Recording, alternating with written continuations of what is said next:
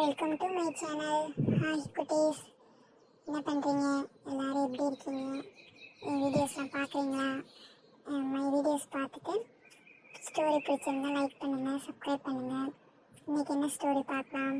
ஸ்டோரிக்குள்ளே போகலாமா? வாங்க போகலாம். சாபம். கற்பூரவள்ளி என்ற காட்டில் ஆந்தை குடும்பம் ஒன்று வாழ்ந்து வந்தது. ஆந்தைக்கு 2 ஆந்தை குஞ்சுகள் இருந்தன. ஆந்தை குஞ்சுகள் வளர வளர அம்மாவிடம் பல கேள்விகள் கேட்க ஆரம்பித்தன. ஒரு நாள் ஒரு ஆந்தை குஞ்சு, அம்மா, எல்லாரும் பகலில் தான் உலாவிக் கொண்டிருக்கின்றனர், நாம் மட்டும் பகலில் தூங்கிவிட்டு இரவில் இறை தேடுகிறோம், இது ஏன் என்றது. நமக்கு பகலில் கண் தெரியாது, இரவில் தான் கண் தெரியும்.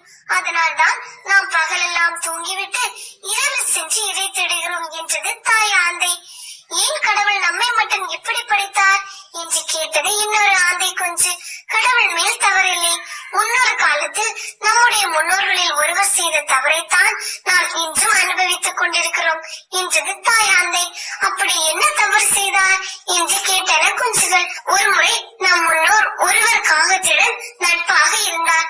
ஒரு நாள் அந்த காகத்திற்கு உடல்நிலை சரியில்லை. அதனால் காட்டில் டாக்டராக இருந்த குயில் டாக்டரிடம் காக்காவை வைத்தியம் பார்த்து குணமாக்கி விட்டது. அதன் பிறகு டாக்டருக்கு பீஸ் கொடுக்கணும் இல்லையா? ஆனால் இவர்கள் எங்களிடம் பணம் இல்லை என்று சொல்லிவிட்டு ஓடி வந்து விட்டனர். அதன் பிறகு இவர்கள் இருவரையும் பார்க்கும் பொழுதெல்லாம் பணம் கேட்க ஆரம்பித்தது குயில் டாக்டர். குயில் டாக்டருக்கு பயந்து நம்முடைய பாட்டனாரான ஆந்தையார் பகலில் தலை காட்டாமல் நன்றாக தூங்கிவிட்டு இரவில் எழுந்து வெளியே செல்வார். இப்படி செய்ததால் குயில் டாக்டரால் ஆந்தையாரை கண்டுபிடிக்க முடியவில்லை. இதனால் கோபமடைந்த குயில் டாக்டர் காக்காவை பிடித்து நன்கு திட்டி, இனிமேல் எங்கள் இனத்தாரிடும் முட்டைகளை எல்லாம் உன் இனத்தால் தான் காவல் காக்க வேண்டும் என்று சொல்லிவிட்டு சென்று விட்டது. அன்றிலிருந்து குயில் இனத்தார் முட்டைகளை காக்க இனம் வளர்த்துக் கொண்டிருக்கிறது. நம்முடைய இனத்தார் பகலில் தூங்கி தூங்கி நமக்கு பகலில் கண் தெரியாமல் போய்விட்டது என்றது தாய் ஆந்தை. அம்மா, பிறரை ஏமாற்றுவதால் ஏற்படும் கஷ்டம் காலம் காலமாக பலரை பாதிப்பதை புரிந்து கொண்டோம்.